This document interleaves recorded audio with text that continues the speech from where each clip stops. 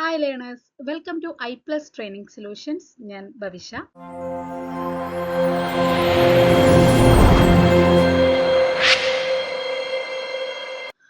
അപ്പോൾ നമ്മൾ കേരള സെറ്റ് ഹിസ്റ്ററിയുടെ 2025 ജനുവരിയിൽ നടന്നിട്ടുള്ള എക്സാമിനേഷന്റെ ക്വസ്റ്റ്യൻ പേപ്പർ ഡിസ്കഷൻ ആണ് ചെയ്തുകൊണ്ടിരിക്കുന്നത്. 90 ക്വസ്റ്റ്യൻസ് നമ്മൾ ഡിസ്കസ് ചെയ്ത് കഴിഞ്ഞു. അടുത്ത 10 ക്വസ്റ്റ്യൻസ് ആണ് നമ്മൾ ഇന്നത്തെ ഈ ഒരു ക്ലാസ്സിൽ ഇൻക്ലൂഡ് ചെയ്തിട്ടുള്ളത്. ഇതുവരെ കഴിഞ്ഞ ഡിസ്കഷൻസ് ഒക്കെ തന്നെ നിങ്ങൾക്ക് ഹെൽപ്ഫുൾ ആയിട്ടുണ്ടാവും എന്ന് വിശ്വസിക്കുന്നു. അപ്പോൾ നമുക്ക് അടുത്ത 10 ക്വസ്റ്റ്യൻസ് ഇന്ന് നമുക്ക് ഇവിടെ ഡിസ്കസ് ചെയ്യാം. Once again welcome to I Plus Training Solutions. നമ്മുടെ ഇന്നത്തെ സെഷനിലെ ഫസ്റ്റ് ക്വസ്റ്റ്യൻ ആണ് നമ്മുടെ 91ാമത്തെ ചോദ്യം. The concept of total revolution in independent India was introduced by whom? Total revolution, സമ്പൂർണ്ണ വിപ്ലവം എന്നുള്ള ഒരു കൺസെപ്റ്റ് ഇൻട്രൊഡ്യൂസ് ചെയ്തത് ആരാണ് എന്നാണ് ചോദിച്ചിട്ടുള്ളത്. മൊറാർജി ദേശായി, ജയപ്രകാശ് നാരായൺ, റാം മനോഹർ ലോഹ്യ, AK ഗോപാലൻ എന്നിങ്ങനെയാണ് 4 ഓപ്ഷൻസ് നമുക്ക് നൽകിയിട്ടുള്ളത്. നമുക്ക് ആൻസർ നോക്കാം. ഓപ്ഷൻ ബി ജയപ്രകാശ് നാരായൺ എന്ന JP ആണ് കറക്റ്റ് ആയിട്ടുള്ള ആൻസർ ആയിട്ട് വന്നിട്ടുള്ളത്. ടോട്ടൽ റെവല്യൂഷൻ അഥവാ സമ്പൂർണ്ണ വിപ്ലവം എന്ന് പറയുന്നത് കണ്ടക്ട് ചെയ്യുന്നത്, അതിന്റെ ലീഡറായിട്ട് പ്രവർത്തിച്ചിട്ടുള്ളത് ജയപ്രകാശ് നാരായണൻ എന്ന JP ആണ്. 1974 ഈ ഒരു മൂവ്മെന്റ് കണ്ടക്ട് ചെയ്യുന്നത്. കറപ്ഷൻ അവസാനിപ്പിക്കുക, അതുപോലെ മിസ് ഗവർണൻസ് അവസാനിപ്പിക്കുക, ഇതൊക്കെയായിരുന്നു ഈ ഒരു മൂവ്മെന്റിന്റെ പ്രധാനപ്പെട്ട ലക്ഷ്യം എന്ന് പറയുന്നത്. എന്തുകൊണ്ടാണ് ഇതിനെ ടോട്ടൽ റെവല്യൂഷൻ എന്ന് പറയുന്നതെന്ന് വെച്ച് കഴിഞ്ഞാൽ ഇതില് എക്കണോമി, എഡ്യൂക്കേഷൻ, പൊളിറ്റിക്സ്, അതുപോലെ അഡ്മിനിസ്ട്രേഷൻ എന്നിങ്ങനെയുള്ള പല പല കോമ്പണൻസ്, ബോത്ത് സ്പിരിച്വാലിറ്റിയും കൂടി ഇതിലുണ്ടായിരുന്നു കേട്ടോ. അപ്പോൾ ഇത്തരത്തിലുള്ള പല പല കോമ്പണൻസ് ഈ ഒരു മൂവ്മെന്റിന്റെ ഭാഗമായിട്ട് വന്നിട്ടുണ്ടായിരുന്നു. അതായത് ഇതെല്ലാം കൂടി ഒരു മിക്സ് ആയിട്ടുള്ള ലെവലിലുള്ള ഒരു ഈ എല്ലാ സെക്ഷനിൽ നിന്നുള്ള എലമെന്റ്സ് ഈ ഒരു റെവല്യൂഷന്റെ പാർട്ടായിട്ടുണ്ടായിരുന്നു. അതുകൊണ്ടാണ് ഇതിനെ ടോട്ടൽ റെവല്യൂഷൻ എന്ന് വിളിക്കാനായിട്ടുള്ള കാരണം. ഈ ടോട്ടൽ റെവല്യൂഷന്റെ ഒരു സ്റ്റാർട്ടിംഗ് പോയിന്റ് ആയിട്ട് കണക്കാക്കുന്ന ഒന്നാണ് ബീഹാർ മൂവ്മെന്റ് എന്ന് പറയുന്നത്. ബീഹാറിൽ 1974 തന്നെയാണ് ഈ ഒരു മൂവ്മെന്റ്, അതായത് ബീഹാർ മൂവ്മെന്റ് ലോഞ്ച് ചെയ്യുന്നത്. സ്റ്റേറ്റ് ഗവൺമെന്റിന്റെ ഒരു മിസ് റൂളിന് എഗെയിൻസ്റ്റ് ആയിട്ട് ഒരു സ്റ്റുഡന്റ് ലെഡ് ആയിട്ടുള്ള, അതായത് സ്റ്റുഡൻസ് നയിക്കുന്ന ഒരു സമരമായിട്ടാണ് ബീഹാർ മൂവ്മെന്റ് കണ്ടക്ട് ചെയ്തിട്ടുണ്ടായിരുന്നത്. ഇതിലേക്ക് ജയപ്രകാശ് നാരായണൻ ഇൻവോൾവ് ആവുകയും എന്നിട്ട് ഇതിന് ഒരു നാഷൻ വൈഡ് ശ്രദ്ധ, ഒരു ദേശീയ തലത്തിലുള്ള ഒരു ശ്രദ്ധ ഈ ഒരു മൂവ്മെന്റിന് ലഭിക്കുകയും പിന്നീട് പല പല ആസ്പെക്ട് നമ്മൾ നേരത്തെ പറഞ്ഞില്ലേ, പൊളിറ്റിക്കൽ, അതുപോലെ അഡ്മിനിസ്ട്രേറ്റീവ്, എഡ്യൂക്കേഷണൽ, എക്കണോമിക്കൽ, കൾച്ചറൽ, അങ്ങനെ പല പല ആസ്പെക്റ്റിൽ നിന്നുള്ള സപ്പോർട്ടും ഇതിലേക്ക് വരികയാണ്. അങ്ങനെയാണ് ഇതൊരു ടോട്ടൽ റെവല്യൂഷൻ ആയിട്ട് മാറുന്നത്. അപ്പോൾ ഈ ടോട്ടൽ റെവല്യൂഷനും ബീഹാർ മൂവ്മെന്റും ഒന്നാണോ എന്ന് ചോദിച്ചാൽ ഒന്നല്ല, ഒന്നല്ലേ എന്ന് ചോദിച്ചാൽ ഒന്നാണ്. അങ്ങനത്തെ ഒരു ടൈപ്പാണ് കേട്ടോ. അതായത് ബീഹാർ മൂവ്മെന്റ് ആണ് ആക്ച്വലി ഈ ഒരു ടോട്ടൽ റെവല്യൂഷന്റെ സ്റ്റാർട്ടിംഗ് പോയിന്റ് ആയിട്ടുള്ളത്. ബീഹാർ മൂവ്മെന്റ് ആണ് ആദ്യം ആരംഭിക്കുന്നത്. അതിലേക്ക് അത് സ്റ്റുഡൻസ് ആണ് കണ്ടക്ട് ചെയ്യുന്നത്. അതിലേക്ക് ജയപ്രകാശ് നാരായണൻ ഇൻവോൾവ് ആവുകയും അദ്ദേഹം ഇൻവോൾവ് ആയതിന്റെ പേരിൽ ധാരാളം മറ്റ് കോമ്പണൻസ്, അതായത് നമ്മൾ നേരത്തെ പറഞ്ഞല്ലോ എക്കണോമിക്കൽ, എഡ്യൂക്കേഷൻ, സംതിങ് എൽസ്, അപ്പോൾ അതൊക്കെ കൂടി മിക്സ് ചെയ്തിട്ട് അങ്ങനെയാണ് ടോട്ടൽ റെവല്യൂഷൻ എന്ന് ഈ ഒരു മൂവ്മെന്റ് അറിയാനായിട്ട് തുടങ്ങിയത്. 92ാമത്തെ ചോദ്യം. The gold control act enacted in India in. അപ്പോൾ ഇന്ത്യയിലെ ഗോൾഡ് കൺട്രോൾ ആക്ട് എന്നാണ് ഇനാക്ട് ചെയ്തത് എന്നാണ് ചോദിച്ചിട്ടുള്ളത്. 1969, 1965, 1973, 1960. 4 ഓപ്ഷൻസ് ആണ് നമുക്ക് നൽകിയിട്ടുള്ളത്. നോക്കാം. നമ്മുടെ ആൻസർ വന്നിട്ടുള്ളത് ഓപ്ഷൻ ബി 1965 ആണ്. അതായത് 1965. ആക്ച്വലി 1968 ഗോൾഡ് കൺട്രോൾ ആക്ട് ഇന്ത്യയിൽ ഇനാക്ട് ചെയ്യുന്നത്. പിന്നെ എന്തുകൊണ്ടാണ് 1965 ഇവിടെ പറയാനായിട്ടുള്ള കാരണം എന്ന് വെച്ച് കഴിഞ്ഞാൽ, ഒന്ന്, നമ്മുടെ ഓപ്ഷനിൽ ആ ഒരു ആൻസർ കൊടുത്തിട്ടില്ല. ഓക്കെ, 1968 എന്നുള്ള ആൻസർ കൊടുത്തിട്ടില്ല. രണ്ടാമത്തെ കാര്യം എന്ന് വെച്ച് കഴിഞ്ഞാൽ, ഇതിനോട് ഏറ്റവും അപ്രോപ്രിയേറ്റ് ആയിട്ട്, അതായത് ആ ഓപ്ഷൻ ഇവിടെ ഇല്ല എന്നതൊഴിച്ചു കഴിഞ്ഞാൽ ബാക്കി ഓപ്ഷൻസിൽ അപ്രോപ്രിയേറ്റ് ആയിട്ട് വരുന്നത് 1965 ആണ്. കാരണം 1965 ഇന്ത്യയിൽ ഒരു ഗോൾഡ് ബോണ്ട് സ്കീം നിലവിൽ വരുന്നത്. ഈ സ്കീം അതിന്റെ പേർപ്പസ് അച്ചീവ് ചെയ്യുന്നതിൽ ഫെയിലായ സാഹചര്യത്തിലാണ് പിന്നീട് ഈ ഒരു ഗോൾഡ് കൺട്രോൾ ആക്ട് ഇന്ത്യയിൽ ഇനാക്ട് ചെയ്യുന്നത്. അത് 1968-ലാണ്.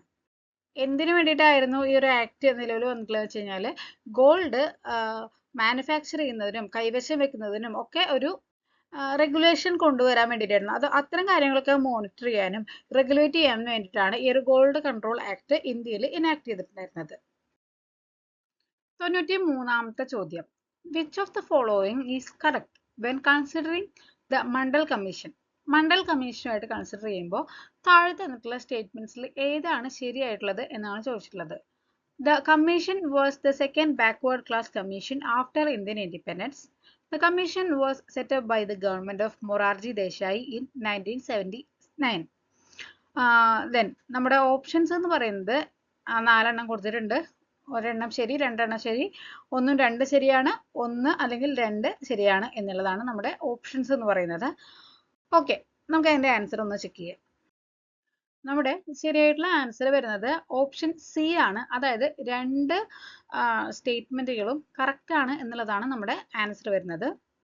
മണ്ഡൽ കമ്മീഷൻ ഫോർമലി അറിയപ്പെടുന്ന പേരാണ് സെക്കൻഡ് ബാക്ക്വേർഡ് ക്ലാസ് കമ്മീഷൻ എന്നുള്ളത്. ആഫ്റ്റർ ഇൻഡിപെൻഡൻസിന് ശേഷമാണ് ഇത് ആരംഭിക്കുന്നത്. അതായത് ഇയർ വരുന്നത് 1979 ആണ്. സോഷ്യലി എഡ്യൂക്കേഷണലി ബാക്ക്വേർഡ് ക്ലാസ്സിനെ ഐഡന്റിഫൈ ചെയ്യാനും അവരെ കുറിച്ച് പഠിക്കാനും വേണ്ടിയിട്ടാണ് ഈ ഒരു കമ്മീഷൻ നിലവിൽ വന്നിട്ടുണ്ടായിരുന്നത്. BP മണ്ഡലാണ് ഇതിന്റെ ഹെഡ് ആയിട്ടുണ്ടായിരുന്നത്. ഈ ഒരു കമ്മീഷന്റെ ബേസിലാണ് OBC കാറ്റഗറിക്ക്, അതായത് അതർ ബാക്ക്വേർഡ് കമ്മ്യൂണിറ്റീസിന് റിസർവേഷൻ പ്രൊവൈഡ് ചെയ്യുന്നത്. കമ്മീഷൻ അതിന്റെ റിപ്പോർട്ട് സബ്മിറ്റ് ചെയ്യുന്നത് 1980-ലാണ്. ഈ ഒരു റിപ്പോർട്ട് പ്രകാരം ഇന്ത്യയിൽ ഏകദേശം 52% ഈ ഒരു OBC കാറ്റഗറിയിലുള്ളവരാണ് എന്നും ഇവർക്ക് തൊഴിലിലും അതുപോലെ തന്നെ വിദ്യാഭ്യാസ രംഗത്തും റിസർവേഷൻ വേണം എന്നുള്ള ഒരു ആവശ്യമാണ് ഇതിലൂടെ മുന്നോട്ട് വെച്ചിട്ടുണ്ടായിരുന്നത്. സെൻട്രൽ ഗവൺമെന്റ് ജോബിലും പബ്ലിക് സെക്ടറിലുള്ള ജോബിലും ഒക്കെ ഒരു 27% റിസർവേഷൻ നൽകണം എന്നായിരുന്നു ഈ ഒരു കമ്മീഷന്റെ റെക്കമെൻഡേഷൻ. ഇത് മൊറാർജി ദേശായിയുടെ നേതൃത്വത്തിൽ ജനുവരി 1, 1979-ലാണ് ഫോം ചെയ്യുന്നത്. അതായത് മൊറാർജി ദേശായി ആയിരുന്നു ഈ സമയത്ത് PM പ്രൈം മിനിസ്റ്റർ ആയിട്ട് ഉണ്ടായിരുന്നത്. 94-ാമത്തെ ചോദ്യം. The first ruler in history to recruit regular troops front among the villages by giving land as payment for their service. അതായത് റെഗുലർ ട്രൂപ്സിനെ റിക്രൂട്ട് ചെയ്തതിന് പകരമായിട്ട് അവർക്ക് ഒരു സാലറി എന്നുള്ള ലെവലിൽ ലാൻഡ് പേയ്മെന്റ് ആയിട്ട് നൽകിയിട്ടുണ്ടായിരുന്നു. അവരുടെ സർവീസിന് പേയ്മെന്റ് ആയിട്ട് ലാൻഡ് പ്രൊവൈഡ് ചെയ്തിട്ടുണ്ടായിരുന്ന ഫസ്റ്റ് റൂളർ ആരാണ്? ചരിത്രത്തിലെ തന്നെ ആദ്യത്തെ റൂളർ ആരാണ് എന്നാണ് ചോദിച്ചിട്ടുള്ളത്. ഹമ്മുറാബി, സർഗോൺ ഫസ്റ്റ്, ഇസർഹദോൺ, സർഗോൺ 11 എന്നിങ്ങനെയാണ് 4 ഓപ്ഷൻസ് നമുക്ക് നൽകിയിട്ടുള്ളത്. നമ്മുടെ ആൻസർ വന്നിട്ടുള്ളത് ഓപ്ഷൻ ബി, സർഗോൺ ഫസ്റ്റ് എന്നുള്ളതാണ്. അക്കാഡ് എന്ന പ്രദേശത്തെ റൂളർ ആയിരുന്നു ഇദ്ദേഹം. അക്കാഡ് കേട്ടിട്ടുണ്ടായിരിക്കും, നമ്മൾ മെസപ്പൊട്ടോമിയൻ സിവിലൈസേഷൻ ഒക്കെ പഠിച്ചതാണ്. അതിലുള്ള ഒരു പ്രദേശമാണ് അക്കാഡ് എന്ന് പറയുന്നത്. സുമേറിയ, അക്കാഡ്, ബാബിലോണിയ എന്നിങ്ങനെ മെസപ്പൊട്ടോമിയയിൽ നമുക്ക് കുറച്ച് സംസ്കാരങ്ങൾ കാണാൻ വേണ്ടി സാധിക്കും. അതിലൊന്നാണ് അക്കാഡ്. അക്കാഡിലെ റൂളറാണ് സർഗോൺ ഫസ്റ്റ് എന്നുള്ള വ്യക്തി. അദ്ദേഹമാണ് ചരിത്രത്തിൽ തന്നെ ആദ്യമായിട്ട് ഈ റെഗുലർ ട്രൂപ്സിനെ ഈ ട്രൂപ്സിന്റെ സർവീസിന് പകരമായിട്ട് ലാൻഡ് പേയ്മെന്റ് ആയിട്ട് പ്രൊവൈഡ് ചെയ്തിട്ടുണ്ടായിരുന്ന ഫസ്റ്റ് റൂളർ ആയിട്ട് പറയുന്നത്. മറ്റേ ഓപ്ഷൻസ് പോകുമ്പോൾ ഹമ്മുറാബി എന്ന് പറയുന്നത് ബാബിലോണിലെ ചക്രവർത്തിയായിരുന്നു. ഹമ്മുറാബി സ്കോഡ്, കണ്ണിന് കണ്ണ് പല്ലിന് പല്ല് എന്നൊക്കെ കേട്ടിട്ടില്ലേ, അതാണ് ഹമ്മുറാബി. ഇനി ഇസർഹദോൺ എന്ന് പറയുന്നത് അസീറിയൻ ഭരണാധികാരിയായിരുന്നു. ഓക്കെ, നമുക്ക് നെക്സ്റ്റ് ക്വസ്റ്റ്യൻ നോക്കാം. 95-ാമത്തെ ചോദ്യം. The largest pyramid in ancient Egypt was build by? ആരാണ് ഈജിപ്തിലെ ലാർജസ്റ്റ് പിരമിഡ് ബിൽഡ് ചെയ്തത്, കൺസ്ട്രക്ട് ചെയ്തത് ആരാണ് എന്നാണ് ചോദിച്ചിട്ടുള്ളത്. ഫറവോ അഹ്മോസ്, ഫറവോ തൂത്തമോസ് III, ഫറവോ കിയോപ്സ്, ഫറവോ ഇക്നത്തോൺ. ആൻഷ്യന്റ് ഈജിപ്തിലെ ഏറ്റവും വലിയ പിരമിഡ് ഫറവോ കിയോപ്സിൻ്റെതാണ്. ഗുഫു എന്നും ഇദ്ദേഹം അറിയപ്പെടുന്നുണ്ട്. നമ്മളെ ക്ലാസ്സിൽ ഗുഫു എന്നാണ് പറഞ്ഞിട്ടുള്ളത് കേട്ടോ ഇദ്ദേഹത്തിന്റെ പേര്. ഗ്രേറ്റ് പിരമിഡ് ഓഫ് ഗിസ, അതാണ് ഇദ്ദേഹത്തിന്റെ പിരമിഡിന്റെ പേര് വരുന്നത്. Great pyramid of Giza, GIZA, Giza. ഇദ്ദേഹത്തിന്റെ മറ്റൊരു പേര് കുഫു എന്നാണ്. കുഫു എന്നാണ് അദ്ദേഹത്തിന്റെ പേര് എങ്കിൽ കൂടി ഗ്രീക്സിന്റെ ഇടയിൽ അദ്ദേഹം അറിയപ്പെടുന്ന പേരാണ് ചിയോപ്സ് അല്ലെങ്കിൽ കിയോപ്സ് എന്ന് പറയുന്നത്. 96ാമത്തെ ചോദ്യം. Identify the odd one considering the drama genre in ancient Greece. Ancient ഗ്രീസിലെ ഡ്രാമ ജേണർ പ്രകാരം ഓഡ് വൺ ആയിട്ടുള്ള വ്യക്തി ആരാണ്? അതായത് കുറച്ച് ഓതേഴ്സിന്റെ പേരാണ് കൊടുത്തിട്ടുള്ളത്. ഇതിൽ ഓഡ് വൺ പിക്ക് ചെയ്യാനാണ് പറഞ്ഞിട്ടുള്ളത്. സോഫോക്ലിസ്, അരിസ്റ്റോഫെൻസ്, അക്കീലിയസ്, യൂറിപ്പിഡസ് എന്നിങ്ങനെയാണ് 4 ഓപ്ഷൻസ് നമുക്ക് നൽകിയിട്ടുള്ളത്. നമ്മുടെ ക്ലാസ്സിൽ വ്യക്തമായിട്ട് നമ്മൾ പറഞ്ഞിട്ടുള്ളതാണ് ഡ്രാമ ജേണറിനെ കുറിച്ചിട്ടും എല്ലാം തന്നെ. നോക്കാം, ആൻസർ നോക്കാം. ആൻസർ വരുന്നത് ഓപ്ഷൻ ബി, അരിസ്റ്റോഫെനീസ് ആണ്. എന്തുകൊണ്ടാണെന്ന് വെച്ച് കഴിഞ്ഞാൽ ബാക്കി 3 പേര്, സോഫോക്ലിസ്, അതുപോലെ എസ്ചീലിയസ്, യൂറിപ്പിഡിസ്, ഇവരൊക്കെ തന്നെ ഗ്രീക്ക് ട്രാജഡികളാണ്. അവരുടെ ജേണർ എന്ന് പറയുന്നത്, ഡ്രാമയുടെ ജേണർ എന്ന് പറയുന്നത് ട്രാജഡികളാണ്. അരിസ്റ്റോഫെനീസ് കോമഡി ആയിട്ടുള്ള ഡ്രാമ കോമഡിയാണ് അദ്ദേഹത്തിന്റെ ജേണറായിട്ട് വരുന്നത്. ഈ 3 പേര്, സോഫോക്ലിസ്, എസ്ചീലിയസ്, യൂറിപ്പിഡസ്, ഇവർ 3 പേരും 3 ഗ്രേറ്റ് ട്രാജഡിയൻസ് എന്നാണ് അറിയപ്പെടുന്നത്. ഗ്രീക്കിലെ 3 ഗ്രേറ്റ് ട്രാജഡിയൻസ് എന്നാണ് അറിയപ്പെടുന്നത്. ഇവരുടെ തീം എന്ന് പറയുന്നത് ഭയങ്കര സീരിയസ് ആയിട്ടുള്ള ഇഷ്യൂസ്, അതായത് ഡെത്ത്, വാറ്, ഹ്യൂമൻ സഫറിങ്, അത്തരത്തിലുള്ള സീരിയസ് ഇഷ്യൂസ് ആയിരിക്കും ഇവരുടെ തീമായിട്ട് വരുന്നത്. എന്നാൽ അരിസ്റ്റോഫെനീസ് എന്ന് പറയുന്നത് ഗ്രീക്ക് കോമഡികളാണ് അദ്ദേഹത്തിന്റെ തീമായിട്ട് വരുന്നത്. അതായത് ഡ്രാമയുടെ തീമായിട്ട് വരുന്നത് കോമഡീസ് ആണ്. 97ാമത്തെ ചോദ്യം. The capital of the Umayyad caliphate was, അതായത് ഉമയ്യദ് കാലിഫേറ്റിന്റെ ക്യാപിറ്റൽ ഏതായിരുന്നു എന്നാണ് ചോദിച്ചിട്ടുള്ളത്. ദമാസ്കസ്, ബാഗ്ദാദ്, മദീന, മെക്ക എന്നിങ്ങനെയാണ് 4 ഓപ്ഷൻസ് നമുക്ക് നൽകിയിട്ടുള്ളത്. സിമ്പിൾ ആയിട്ടുള്ള ക്വസ്റ്റ്യൻ ആണ് അല്ലേ? ഓപ്ഷൻ എ, ദമാസ്കസ് ആണ് ശരിയായിട്ടുള്ള ആൻസർ വരുന്നത്. ഉമയ്യദ് കാലിഫേറ്റിന്റെ ക്യാപിറ്റൽ ആയിട്ട് വരുന്നത് ദമാസ്കസ് ആണ്. മുവാവിയ ഈ ഒരു പ്രദേശത്തിന്റെ ഭരണം ഏറ്റെടുത്തതിന് ശേഷമാണ്, അതായത് ഈ കാലിഫേറ്റിന്റെ ഭരണം ഏറ്റെടുത്തതിന് ശേഷമാണ് ഇദ്ദേഹം ഈ ദമാസ്കസിന്റെ ക്യാപിറ്റലായിട്ട് നിർമ്മിക്കുന്നത്.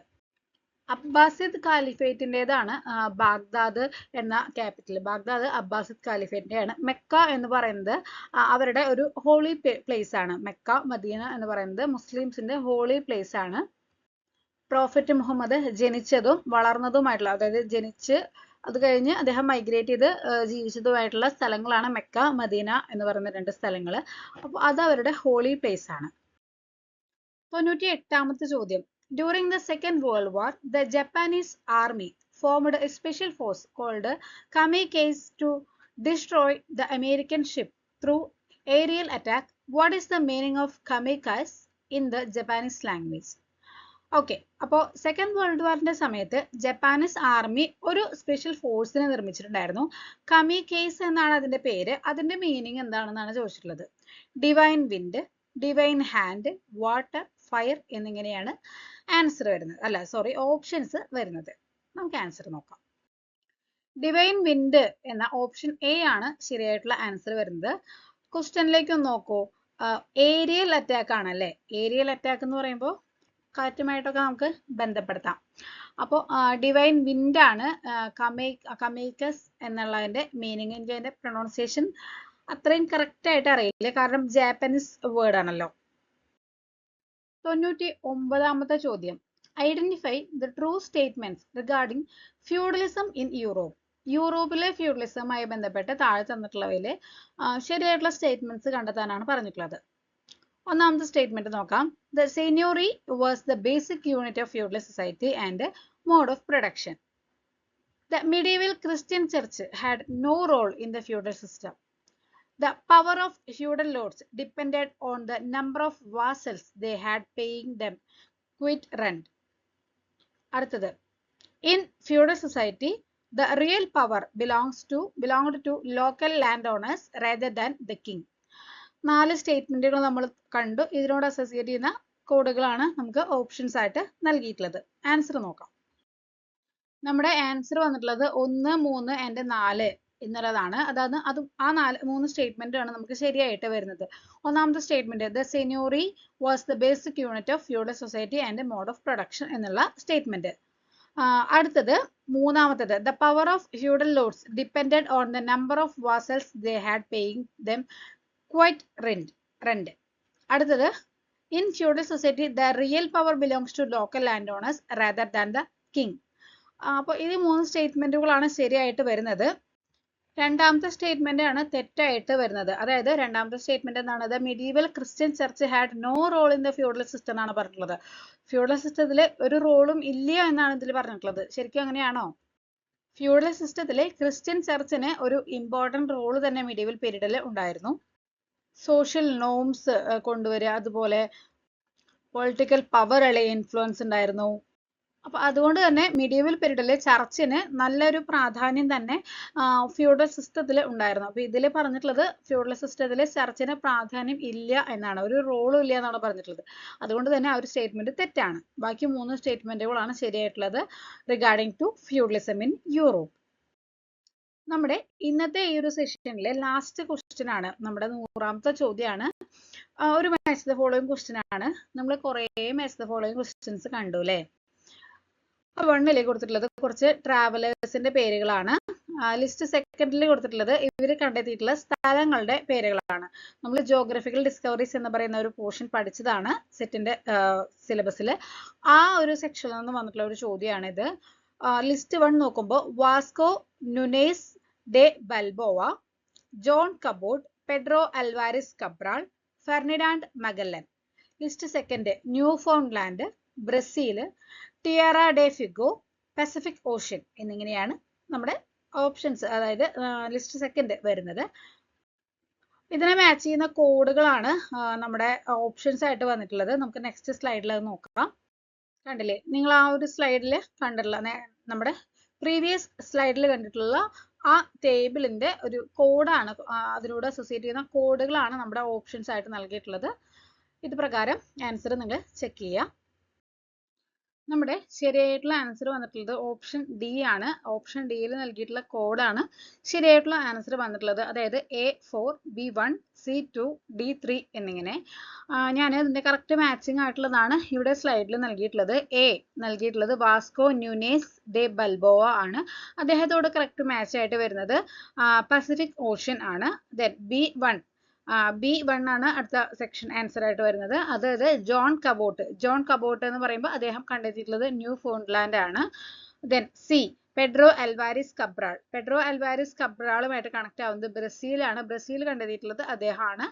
ഡി ഫെർഡിനാൻഡ് മെഗല്ലന്റെ കണക്ഷൻ ആവുന്നത് ടിയറ ഡെൽ ഫിഗോ ആണ്. ഈ ടിയറ ഡെൽ ഫിഗോ എന്ന് പറയുന്നത് ഒരു ദ്വീപ സമൂഹമാണ്. സൗത്ത് അമേരിക്കൻ കോണ്ടിനെന്റിന്റെ സൗത്തേൺ മോസ്റ്റ് പോയിന്റിൽ മെഗല്ലൻ കടലിടുക്കിന് സമീപത്തുള്ള ഒരു ദ്വീപാണ് ടിയറ ഡെൽ ഫിഗോ എന്ന് പറയുന്നത്. നമ്മൾ ഈ ഒരു പേര് നമ്മുടെ ക്ലാസ്സിൽ പറഞ്ഞിട്ടുണ്ടായിരുന്നില്ല, അതുകൊണ്ടാണ് ഞാൻ ആ ഒരു പേരിന്റെ എക്സ്പ്ലനേഷൻ ഇപ്പോൾ പറയുന്നത്. ബാക്കിയെല്ലാം നമ്മൾ ക്ലാസ്സിൽ ഡിസ്കസ് ചെയ്തിട്ടുള്ളത് തന്നെയായിരുന്നു. ഓക്കെ,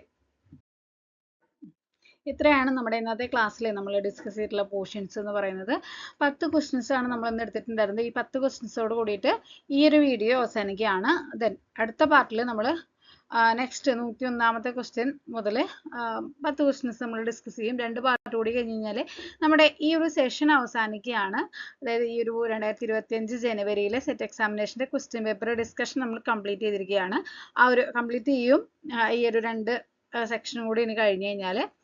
അപ്പോൾ എല്ലാവർക്കും ഇന്നത്തെ ക്ലാസ് കൃത്യമായിട്ട് മനസ്സിലായിട്ടുണ്ടാവും എന്ന് വിശ്വസിക്കുന്നു. Thank you.